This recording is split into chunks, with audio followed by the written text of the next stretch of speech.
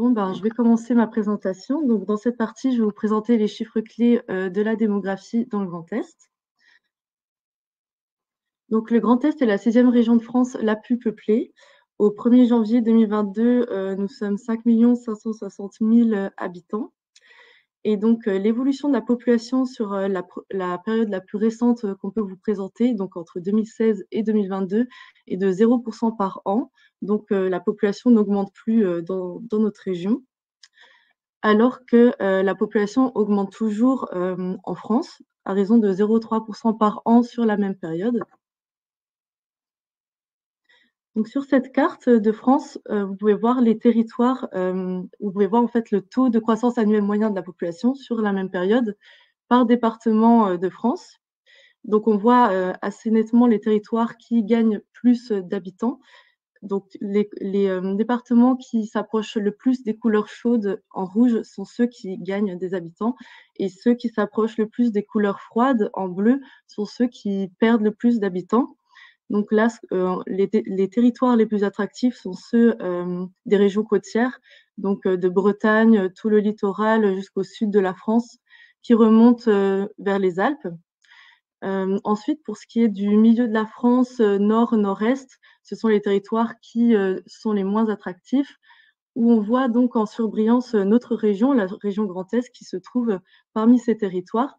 Donc on a aussi le territoire de l'Île-de-France qui reste attractif par sa capitale, Paris. Ici, sur cette figure, vous avez toujours l'évolution de la population qui est représentée cette fois-ci par département du Grand Est. Donc, on a toujours le Grand Est qui est représenté par un losange rouge et donc les départements qui sont déclinés. Donc, jusque-là, on a dit que le Grand Est était stable en termes d'évolution de la population. On va voir le long de cette partie que ce n'est pas homogène selon les territoires. Tout d'abord, il y a un département qui gagne bien de la population encore, qui est le Bas-Rhin, donc à raison de 0,5% par an. Ensuite, on a plutôt des territoires qui restent stables, donc que ce soit l'Aube, le Haut-Rhin, la Moselle, la Meurthe-et-Moselle, donc autour de 0%, 0,1% par an. Pour les départements les plus ruraux, les Vosges, les Ardennes, la Meuse et la Haute-Marne, ce sont donc les départements de notre région qui perdent le plus d'habitants. Mais pour comprendre un peu mieux ces dynamiques démographiques, je vous propose de décomposer l'évolution de la population en ces deux composantes qui sont le sol naturel et le sol migratoire. Donc tout d'abord, pour le sol migratoire, donc c'est la différence entre le nombre d'entrées et de sorties d'un territoire. Ici, il est représenté en bleu sur notre figure. Donc, on voit que le sol migratoire suit plutôt l'évolution de la population. Donc, là où on gagne des habitants, dans le Bas-Rhin, par exemple, le sol migratoire est positif, donc beaucoup plus d'entrées que de départs. Là où on perd des habitants, donc les territoires ruraux, c'est aussi là où il y a beaucoup plus de sorties du territoire. Et cette fois-ci, donc le sol naturel représenté en jaune sur notre figure, qui est la différence entre le nombre de naissances et de décès d'un territoire. Il suit un peu moins cette évolution de la population. Donc pour le Bas-Rhin, il est toujours positif, mais par exemple pour d'autres départements comme la Marne, où le sol migratoire est négatif, le sol naturel est légèrement positif. Toutefois, dans les départements ruraux, les deux composantes jouent à la baisse. En fait, on peut voir que le sol naturel et le sol migratoire sont très liés entre eux. Donc, dans les départements ruraux, par exemple, le sol naturel est déficitaire, mais ça ne veut pas dire qu'on fait moins d'enfants sur ces territoires-là. C'est simplement que donc il y a un sol migratoire négatif, donc beaucoup plus de personnes qui partent. Souvent, ce sont des personnes plutôt jeunes, jeunes actifs en emploi, les personnes qui peuvent être en âge de faire des enfants. Et donc, la population qui reste sur place est une population beaucoup plus âgée, ce qui augmente le nombre de décès. Donc cette fois, sur cette figure, c'est l'illustration en fait du graphique précédent. Donc toujours en rouge, les territoires qui gagnent de la population, donc le Bas-Rhin, comme on l'a dit. En bleu, ceux qui perdent. On voit les 4 départements ruraux. Donc ce qui est intéressant ici, là je vous montre la même figure, mais on a changé la période pour l'évolution de la population. Donc, c'est la période entre 2011 et 2016, la période précédente. Donc là, on voyait que certains territoires gagnaient encore l'Aube, la Marne et le Haut-Rhin, alors que là, je vous remets la carte d'évolution de population la plus récente. On voit bien qu'il y a que le Bas-Rhin qui gagne. Toutefois, les 4 départements ruraux restent, donc c'est une situation qui dure depuis 2011 au moins, d'avoir ces départements-là qui perdent des habitants et qui sont très peu attractifs. Ici, je vous propose donc une maille un peu plus fine, donc qui est par EPCI, les établissements publics de coopération intercommunale. Donc ici, on peut voir donc que c'est toujours pas très homogène au sein même des départements. Là, les territoires qui gagnent le plus d'habitants, on voit bien que c'est donc l'Alsace et aussi les territoires frontaliers, donc vers la Suisse, Saint-Louis, ainsi que la frontière autour du Luxembourg jusqu'au sillon lorrain, alors qu'on voyait dans la carte précédente, que je peux vous remettre ici, que donc la Moselle était plutôt neutre, donc une couleur jaune stable. On voit bien que si on détaille un peu plus, en fait, il y a des territoires qui prennent, c'est surtout donc par la venue de frontaliers qui sont attirés par des salaires plus élevés au Luxembourg. On voit aussi donc à l'ouest, dans la Marne, 2 EPCI qui gagnent des habitants vers 3. Donc, c'est dû à la proximité de l'Île-de-France, souvent des arrivées de personnes qui, suite à un mouvement de mobilité, en fait, vont venir être attirées par un parc de logements plus abordable. Donc voilà, j'ai fini ma présentation. Si vous avez des questions, je vais regarder peut-être dans l'onglet questions s'il y a des questions.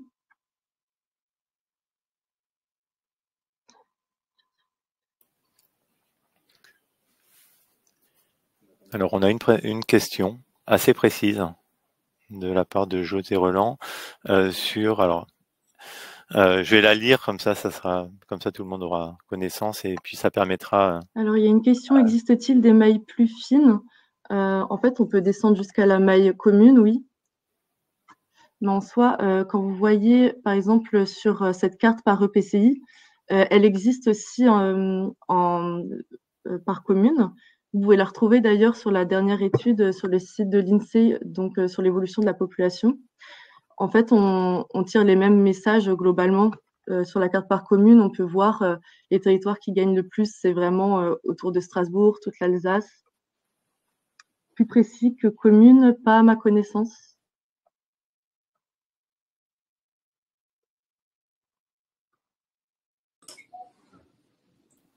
Ok. On a des questions qui arrivent. Alors, on va peut-être se laisser quelques secondes.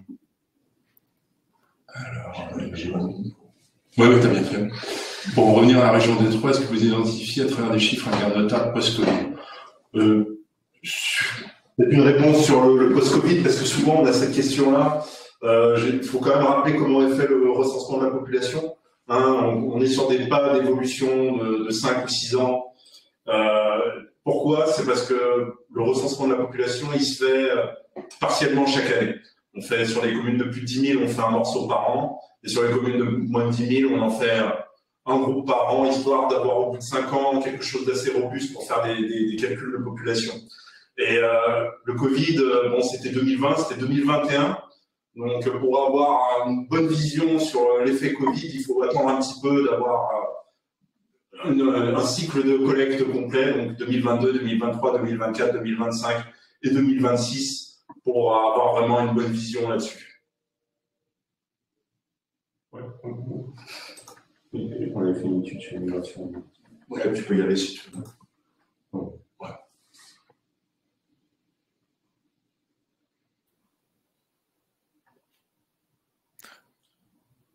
Oui, on pourra vous envoyer, on transférera le lien sur ces questions-là de lien. On les enverra directement à Monsieur Bianco, comme ça après il pourra vous les donner. Alors, il y avait une question aussi de Tom sur les EPCI au niveau de la Seine-et-Marne qui semblent perdre des habitants alors qu'autour de Troyes, il y a un gain. est-ce que voilà, est-ce vraiment l'attraction de Paris du coup qui explique la perte de la Seine-et-Marne, ou est-ce que finalement, je pense que, enfin, comment on peut expliquer ce phénomène finalement?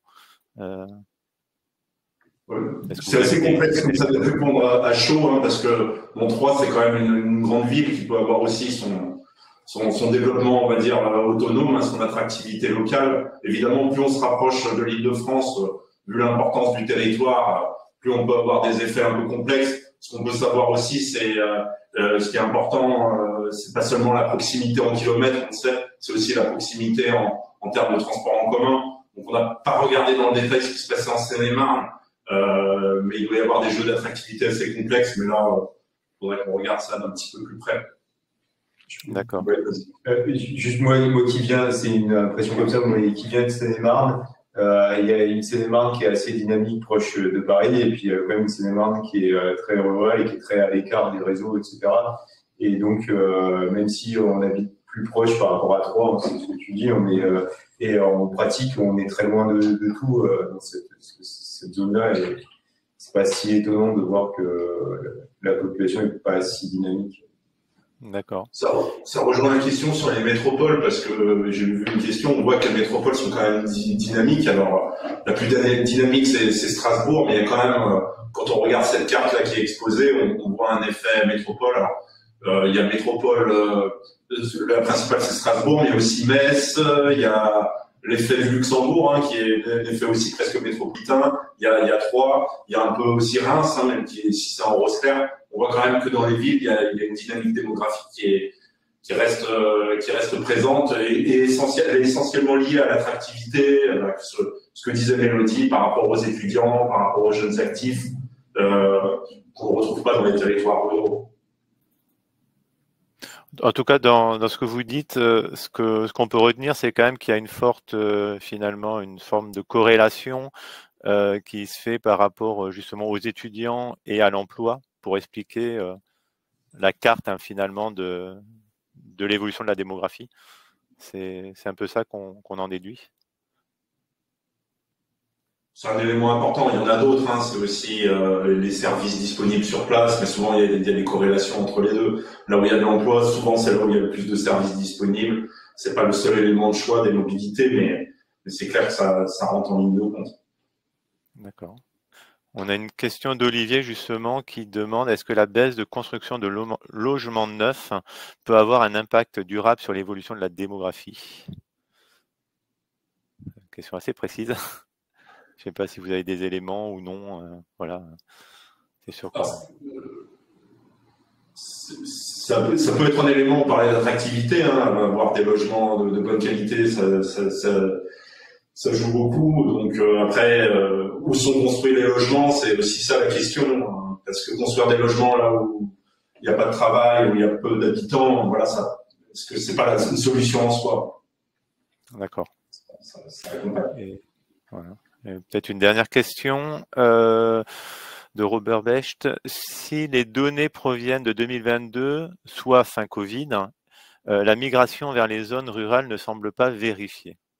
Est-ce que c'est quelque chose qu'on peut dire, ou est-ce que finalement… Alors, première chose, je répète peut-être parce que c'était pas clair, en fait le recensement 2022, en fait c'est une collection, c'est le point central de 5 enquêtes annuelles de recensement. Donc dedans il y a 2024, 2023, 2022, 2021 c'est un peu spécial parce il y avait eu justement une suspension de collègues à cause du Covid, mais l'idée c'est que c'est 5 années et on n'a pas encore un cycle complet d'enquête annuelle de recensement qui nous disent on peut comparer vraiment l'après-Covid avec l'avant-Covid. C'est un peu, le recensement est une opération très lourde, hein, on collecte plusieurs millions d'informations chaque année en France, que ce soit sur papier ou de plus en plus par Internet. C'est une opération très lourde et qui ne permet pas d'avoir une très grande réactivité, mais une fois qu'on aura un cycle complet post-collecte, là on pourra avoir vraiment plus de certitude sur ce qu'on peut dire, mais vas-y. Juste pour compléter, en fait, on avait, c'est pas pour faire mon auto-promo, mais on avait fait une étude sur les migrations résidentielles post-Covid dans le Grand Est, mais à partir des sources fiscales et pas du recensement. Et il faut savoir que le recensement, c'est la source officielle d'évolution des migrations, enfin d'études des migrations, pardon.